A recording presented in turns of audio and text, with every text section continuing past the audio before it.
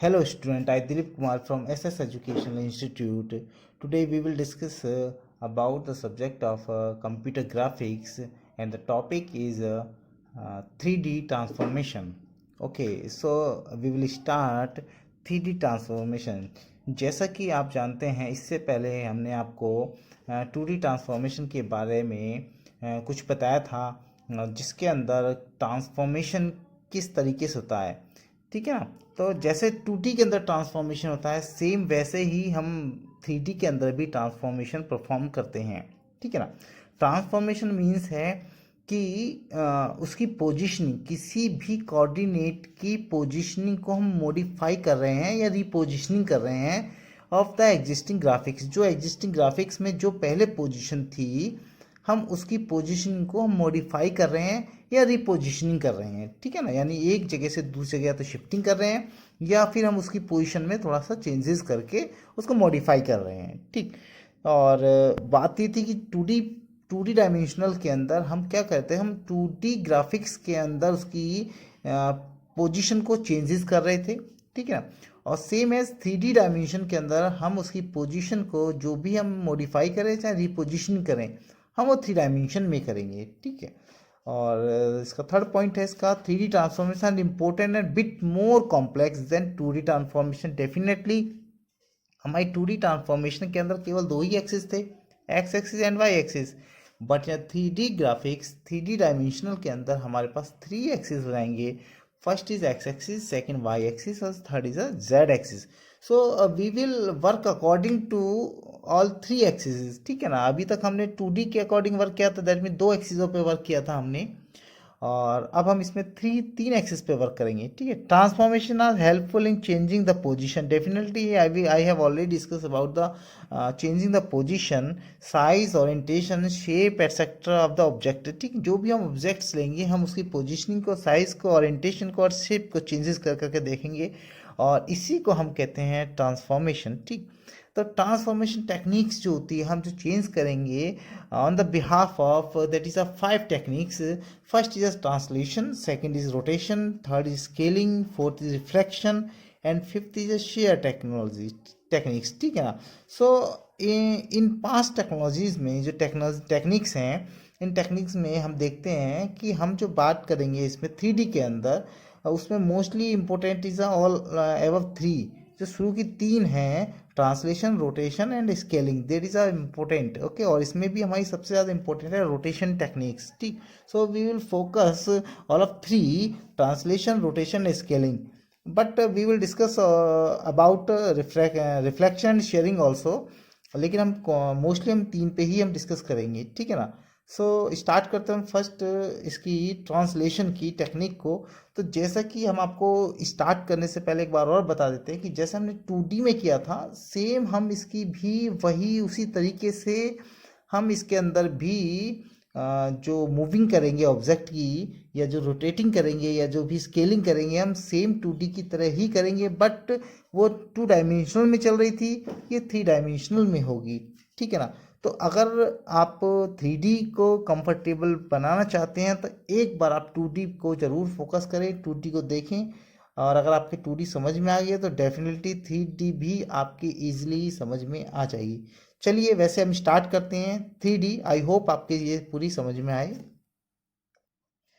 First of all, we will discuss about the first technique is a translation technique. So now 3D translation means it is a process of moving an object from one position to another in a 3 dimensional plane. ठीक। जैसा कि मैंने यहाँ पर 2 figure बना रखे हैं, आपको दिख रहा होगा। पहला जो फिगर है वो मैंने 2D का बनाया हुआ है, और जो सेकंड फिगर है वो मैंने 3D का बनाया हुआ है। ठीक है ना। हम इसे बोल सकते हैं figure first, and that is a figure second. So first figure is a 2D figure. देखिए कि अगर मैं P से किसी पॉइंट को, बात करें 2D की, ओके, P से किसी पॉइंट को मैं P डैश पर आपका मूव करता हूँ। ठीक है। तो P के जो कोऑर्डिनेट हमारे वो x और y है। ठीक। जब अगर मैं P से P डैश पे उसे मूव करता हूँ, तो इसके कोऑर्डिनेट हो जाएंगे x डैश y z। ठीक है ना। सो जो P से x एक्सिस पर जो डिस्टेंस है, that is called tx, and जो हमारी जो टी एक्स जहाँ पर एक्स पे आई और जो ऊपर तक जो डिस्टेंस कही गई, that means this point is moving from down to upward, that is called the T Y. ठीक, सो जो T X and T Y is the displacement है हमारा। ठीक है ना, तो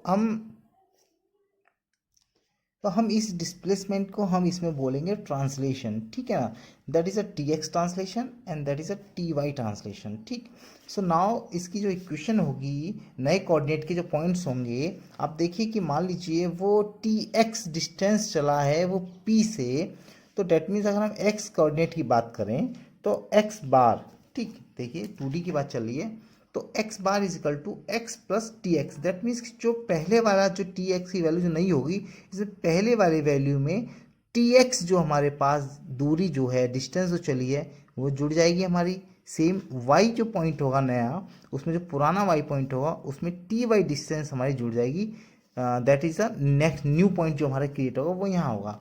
अब देखिए मैं यहाँ पर एक चीज़ लिखी हुई है 1 = 1 फॉर होमोजीनियस फॉर्म। ठीक है ना, चलिए इसके बारे में भी डिस्कस करेंगे। अभी ऐसे ही हम बात करें हम 3D के बारे में। ठीक है, तो देखिए 3D में हमारे पास 3 प्लेन हैं, एक्स वाई एंड जेड। ठीक है, इस प्लेन के अंदर 3 डायमेंशन प्लेन है। इसमें देखिए पोजीशन जो पहली है हमारी एक्स वाई जेड है इस पॉइंट की, और ये मूव करते हैं हम इसको भी सेकेंड पोजीशन पे, that is called a P dash, और इसके न्यू कोऑर्डिनेट्स होंगे एक्स डैश वाई जेड और डैश जेड। ठीक है ना, अब देखिए इसमें भी अगर हम बात करें, अभी इसमें थोड़ा सा मैंने बनाया नहीं है, अगर हम इसे बनाना चाहें तो इस तरीके से बनेगा। शायद ये बनेगा और इसके बाद ये बन जाएगा, इसके बाद इसका पैरेलली कुछ इस तरीके से बन जाएगा। तो जो भी कोऑर्डिनेट होगा t x, T Y and t z, जो 3 पॉइंट्स जो होंगे हमारे, हम उनको सेम ऐड करेंगे अकॉर्डिंगली टू इनके कोऑर्डिनेट्स के। ठीक है ना, x axis, y axis, z axis के अकॉर्डिंग। ठीक है ना, देखिए न्यू एक्स डैश की वैल्यू होगी x plus T x, Y dash की value y plus T y, z dash की value z plus T z. ठीक, सेम इसमें भी हमने देखिए 1 + 1 = 1 फॉर होमोजीनियस फॉर्म। ठीक है, दैट मीन्स होमोजीनियस फॉर्म क्या चीज़ होती है, एग्जैक्टली क्या है बेटा, कि जब हम बात करें होमोजीनियस की, तो जो हम ट्रांसफॉर्मेशन कर रहे हैं वो ट्रांसफॉर्मेशन हम कर रहे हैं ट्रांसलेशन, रोटेशन, स्केलिंग, रिफ्रैक्शन और शेयरिंग के लिए। ठीक है ना, अब किसी पॉइंट्स को अगर हम ट्रांसलेशन में कन्वर्ट करते हैं, ट्रांसलेशन से हम रोटेशन में कन्वर्ट करते हैं, रोटेशन से हम स्केलिंग में कन्वर्ट करते हैं, दैट मीन्स आप देखिए कि हर जब भी कन्वर्ट करेंगे तो we get a new points. ठीक है, हम नए पॉइंट्स मिलेंगे। मान लीजिए हमने कहा कि इन पॉइंट्स को आप ट्रांसलेशन में कन्वर्ट कर दे, ट्रांसलेशन में नए पॉइंट्स मिले हमें। ठीक है ना, अब उस ट्रांसलेशन से हम कहेंगे रोटेशन कर दीजिए, नए पॉइंट्स मिल गए हमें, रोटेशन से स्केलिंग कर दीजिए, नए पॉइंट्स मिल गए, अब स्केलिंग से फिर ट्रांसलेशन करेंगे तो डेट मीन्स हमें नए पॉइंट्स मिल जाएंगे सारे। ठीक है, तो ये जो हमारी होमोजीनियस फॉर्म है, इस होमोजीनियस फॉर्म का सबसे बड़ा फायदा ये है कि हम ओरिजिनल पॉइंट्स के अकॉर्डिंग ही इन सारे ट्रांसफॉर्मेशन को हम इम्प्लीमेंट कर सकते हैं। ठीक है ना, तो in this way we can say, इसमें क्या होता है कि जो मैट्रिक्स है, जैसे कि हमारी 2D की बात करें तो जो 2 × 2 की जो मैट्रिक्स थी उसमें हमने ऐड 1 करने से हमारा क्या हो गया, वो 3 × 3 की मैट्रिक्स बन गई। ठीक, सेम ऐसे ही अगर हम बात करें 3D की, तो 3 × 3 से ये मैट्रिक्स जो हो जाएगी हमारी 4 × 4 मैट्रिक्स में कन्वर्ट हो जाएगी। ठीक है ना, और जितने भी ट्रांसफॉर्मेशन जो इक्वेशन हमारी जो आएंगी वो एक इतनी सिंपलेस्ट वे में आएंगी, और उस इक्वेशन को हम कहेंगे मैट्रिक्स मल्टीप्लिकेशन इक्वेशंस। ठीक है ना, इसीलिए हम इस होमोजीनियस को कोऑर्डिनेट को यूज़ करते हैं। तो ये क्या करता है, ये translate the coordinate, rotate translated coordinate, then scale the rotate coordinate to complete the composition transformation. क्या करता है, ये ट्रांसलेट करता है कोऑर्डिनेट को, रोटेट करता है इस ट्रांसलेट कोऑर्डिनेट को, फिर स्केल करता है, और स्केल के बाद दोबारा से वो आपका कंपोजिट ट्रांसफॉर्मेशन के रूप में मिलता है हमको। ठीक है ना, तो होमोजीनियस का सबसे बड़ा बेनिफिट यही है कि हम ओरिजिनल पॉइंट्स को ही हम चारों तरफ मूव करा के हम सॉल्यूशन इजीली मैट्रिक्स मल्टीप्लिकेशन की फॉर्म में निकाल सकते हैं। ठीक है ना, इसलिए हम इसे होमोजीनियस कोऑर्डिनेट्स के रूप में बना लेते हैं। ठीक है ना, अदरवाइज आप नहीं भी बनाएंगे न्यूमेरिकल के अकॉर्डिंग, जो हमारे पास सिलेबस में अंदर नहीं बनाएंगे, तब भी आपके सॉल्यूशन तो निकलेगा। लेकिन क्या है ना कि अगर मान लीजिए कोई क्वेश्चन टफ आ जाता है तो क्या है, हम इसे इसलिए बना लेते हैं होमोजीनियस फॉर्म में, क्योंकि इससे हमारा क्वेश्चन जो है इजीली सॉल्व हो जाता है। ठीक, तो जैसा कि आप देख रहे हैं मैंने जो न्यू पॉइंट्स बनाए हैं 3D के लिए, तो ये तीनों पॉइंट्स आपकी समझ आ गए। 1 into 1 दैट मीन्स कि हमने ये होमोजीनियस फॉर्म के लिए इसे 1 into 1 हमने 1 = 1 रख लिया है, ठीक है ना। अब लाइक देखिए जैसे कि हम बात करें 2 into 2 बराबर, अगर हम 3 into 3 की मैट्रिक्स को बनाते हैं तो हमारे पास मान लीजिए x और y दो वैल्यूज। अब हमें से तीसरी बनाना चाहते हैं तो हम क्या करेंगे, इसमें हम करेंगे x y and w, okay, और इसको लिख देंगे एक्स डब्लू वाई डब्लू और डब्लू, ठीक है। अब इसका मतलब ये है कि अगर हम x निकालें तो x की वैल्यू होगी एक्स डब्लू अपॉन डब्लू।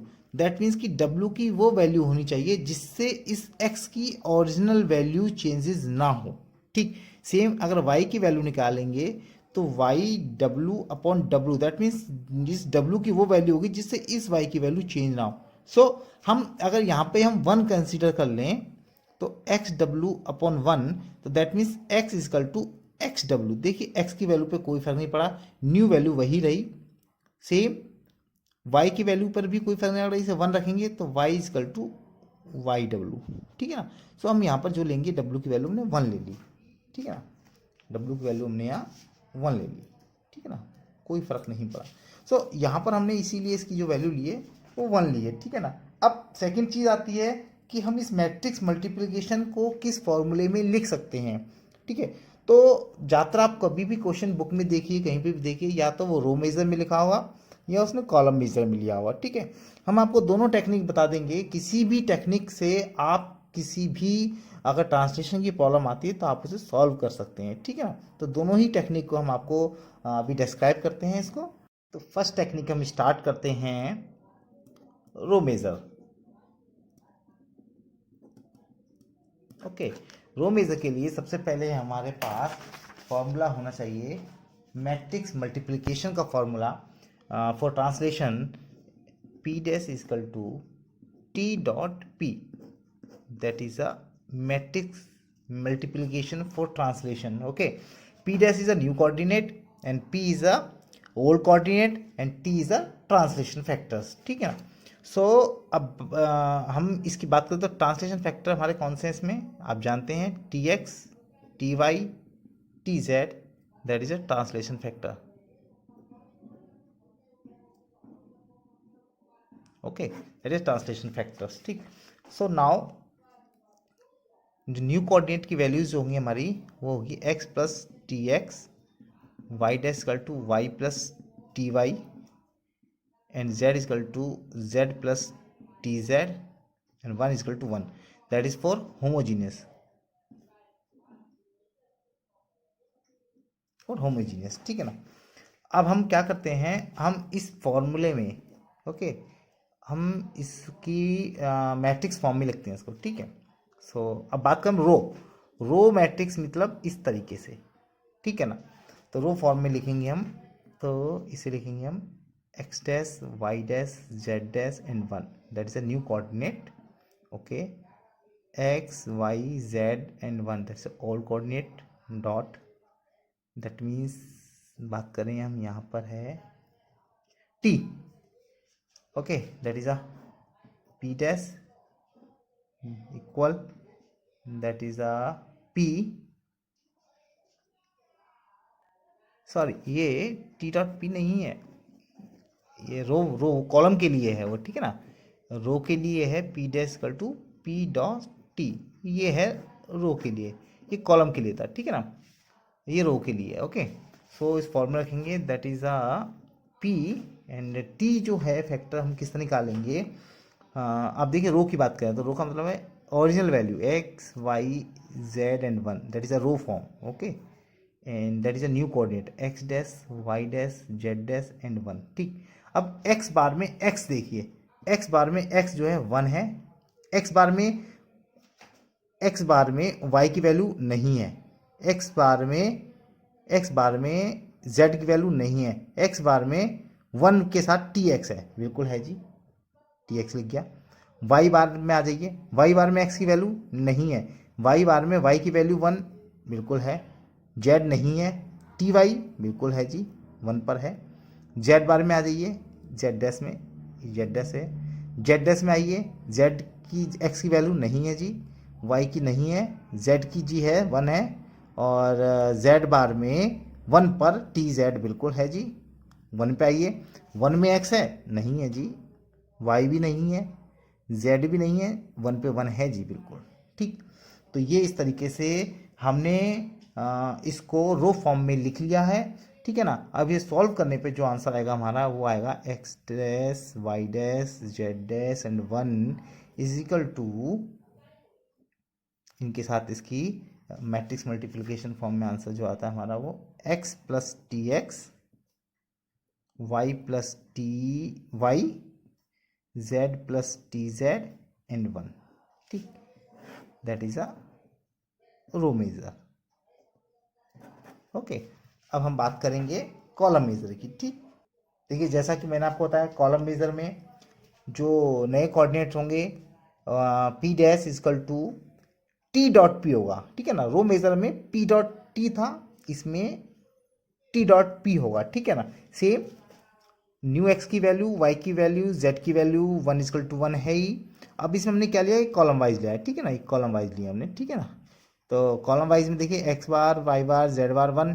ठीक, कॉलम में देखिए ये रहे कॉलम एक्स वाई जेड, ये कॉलम वाइज है। ठीक, ओके, अब एक्स बार में एक्स की वैल्यू 1 है।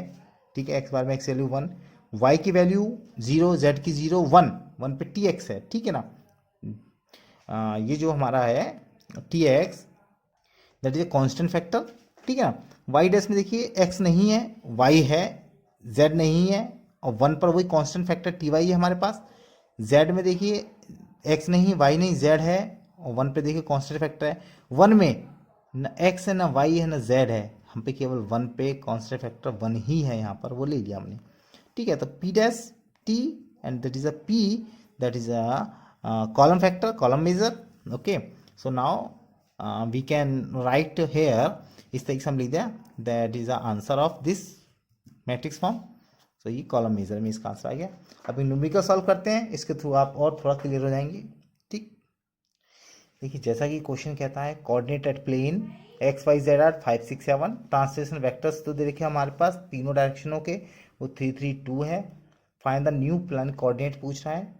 स्टेप 1 देखिए हमें क्या है, ट्रांसलेशन मैट्रिक्स निकालते हैं हम, किसकी, रो मेजर से सॉल्व कर रहे हैं। ध्यान दीजिए से हमने किससे सॉल्व किया है, रो मेजर से। ठीक है ना, अब रो मेजर के अंदर आपने पहले इसका ट्रांसलेशन मैट्रिक्स निकाला था। देखिए ठीक है, रो मेजर में हमने ट्रांसलेशन मैट्रिक्स जो निकाली थी, ये देखिए सेम यही ट्रांसलेशन मैट्रिक्स जो है हमारी, that is a translation matrix. ठीक है, तो हम इस ट्रांसलेशन मैट्रिक्स को ही देखिए, वही ट्रांसलेशन मैट्रिक्स है हमारे पास ये। ठीक है ना, फॉर्मूला क्या है हमारा इसका रो मेजर का, देखिए P dash equal to P dot T. तो देखिए P dash equal P dot T, same new coordinates में आ गए हम। न्यू कोऑर्डिनेट्स में x z y z z dash and 1 equal to 5 6 7 1, 5 6 7 हमें दे रखे हैं वैल्यूज। ओके 1, अब इसकी जगह टी एक्स वाई जेड की जगह 3 3 2 रख देंगे, ये रख दिया, ये वैल्यू आ गई। इस सॉल्व किया 8 9 9 1। ठीक, तो नए कोऑर्डिनेट जो हमारे एक्स के आगे वो आ गए 8 9 and 9, that is a new coordinate. ठीक, अगर हम बात करें इसी क्वेश्चन को हम अगर कॉलम मेजर में रखते हैं। ठीक है ना, देखिए ये कॉलम मेजर मैंने आपको बताया था, इसमें अगर हम बात करें यहीं पर देखिए रख लेते हैं हम इसको फैक्टर्स को। तो देखिए t x T Y T z की जगह हमारा जो कॉलम मेजर होगा वो किस तरीके से बनेगा, इसमें हमारा 1 0 0। क्वेश्चन में क्या है, एक बार क्वेश्चन देख लेते हैं।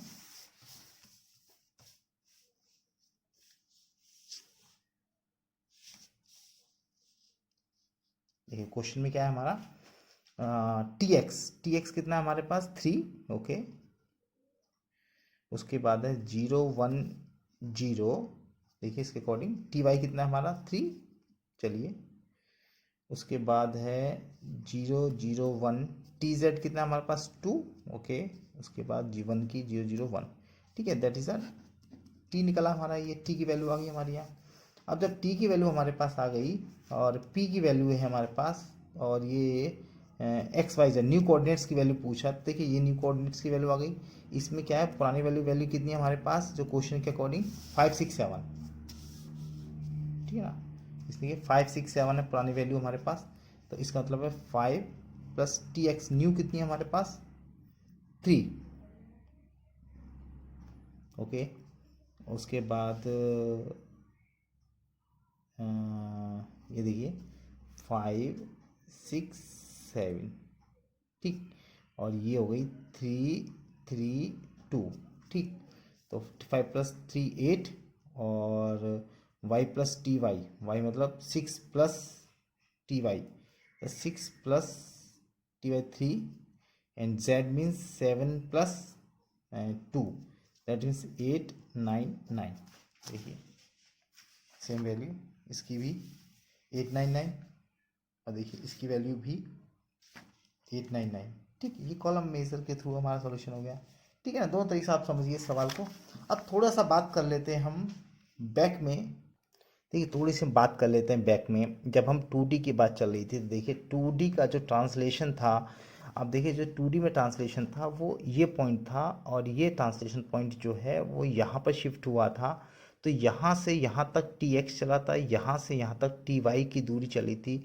न्यू कोऑर्डिनेट्स पॉइंट निकाल लिए थे हमने। तो इस तरीके से हमारा ये जो स्केलिंग में जो चेंज हुआ था, जो मूवमेंट हुआ था, that is called the translation, ठीक है ना। तो इस तरीके से हमारा 3D के अंदर भी कोई पॉइंट का दूसरी जगह पर मूवमेंट होगा, that is called the translation, ठीक। अब रोटेशन जो हमारा नेक्स्ट टॉपिक होगा जो हम बात करेंगे अगली वीडियोस में, उस रोटेशन में देखिए कि पहले कोई पॉइंट यहाँ पर था, that is the angle is theta, और यहाँ से जब ये यहाँ पर स्विच करा, that is a original position, that is a new position, ठीक है। तो ये कितना रोटेट हुआ, दैट इज कॉल्ड जी, दैट इज अ फाई, पहले जो फाई था और next is a theta, okay.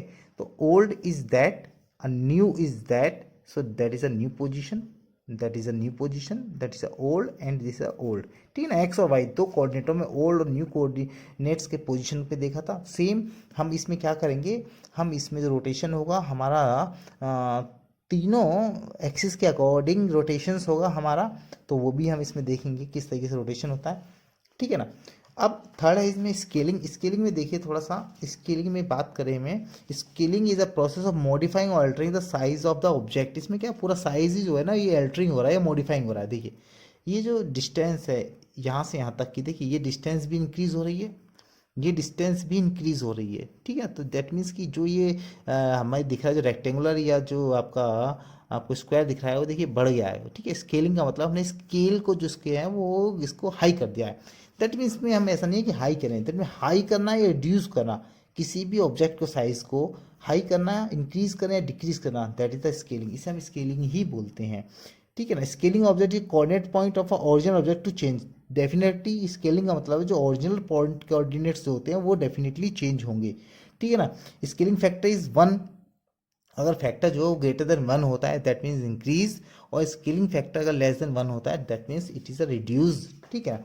तो आप ये समझ गए होंगे, पहला है हमारा ट्रांसलेशन, दूसरा रोटेशन, और तीसरा है हमारा स्केलिंग। ये 2D की बात कर रहे हैं, हम बात करेंगे ऐसी 3D में भी हम आपसे डिस्कस करेंगे 1 बाई 1, ठीक है। तो इसे हम आपको थोड़ा सा ओवरव्यू देते हैं 2D का, उसी के लिए हम बात कर रहे हैं, ठीक है। रिफ्लेक्शन देखिए, रिफ्लेक्शन जो था 2D के अंदर वो क्या था, अगेंस्ट एक्स एक्सिस और अगेंस्ट वाई एक्सिस, ठीक है।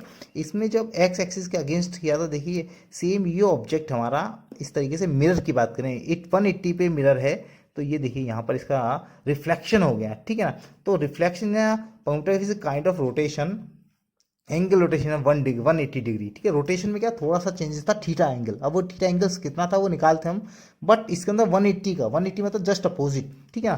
That is a mirror, like that a mirror, ठीक है। ये एक्स एक्सिस के आपका 180 डिग्री पे है और ये वाई एक्सिस के, ठीक है। ये देखिए ये दोनों मैंने आपको शो कर रखे हैं, 2D के अगेंस्ट है ये, 2D में इस तरीके से है। तो रिफ्लेक्शन है kind of rotation where is angle of rotation 180 degree पर रोटेशन होगा यहाँ।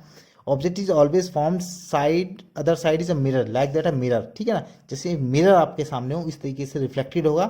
Size of reflected object same as the original object. याद रखिएगा रिफ्लेक्शन के अंदर क्या है कि जो ओरिजिनल साइज होगा रिफ्लेक्शन के बाद भी साइज वही होगा ओरिजिनल ऑब्जेक्ट के जितना साइज है, ठीक है ना। कोऑर्डिनेट साइज वही रहेंगे, ठीक है ना। तो कोऑर्डिनेट पोजीशन चेंज हो जाएगी, ठीक है ना, एजी साइज वही रहेंगे सबके, ठीक है ना। ओके, उसके बाद बात करते हैं हम, देखिए शेयरिंग की बात करते हैं, जो ना नेक्स्ट है हमारा शेयरिंग में। देखिए शेयरिंग में क्या है कि ये शेयरिंग जो है एक तरीके से two dimension the object can be change along x x की direction as well as y direction अगर हम शेयरिंग करते हैं, ठीक है ना। तो इसमें शेप चेंज होगा, या तो एक्स के अगेंस्ट शेप चेंज करेंगे हम इसकी और वाई को कांस्टेंट रखेंगे, या हम एक्स को कांस्टेंट रखेंगे और वाई की चेंजेस करेंगे, ठीक है। देखिए यहाँ पे हमने क्या किया है, यहाँ पे हमने वाई को कांस्टेंट रखा है। देखिए वाई की पोजीशन वही है, एक्स की पोजीशन हमने इसको एक्सटेंड कर दी है, देखिए, ठीक है ना।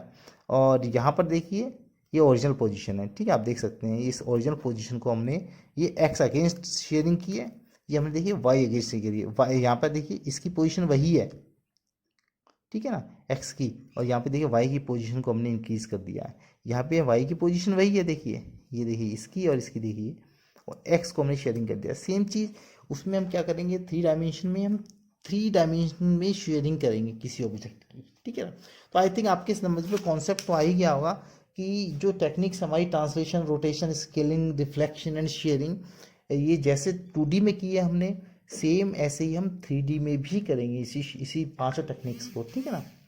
Okay, thank you. कल हम डिस्कस करेंगे आपसे रोटेशन के बारे में।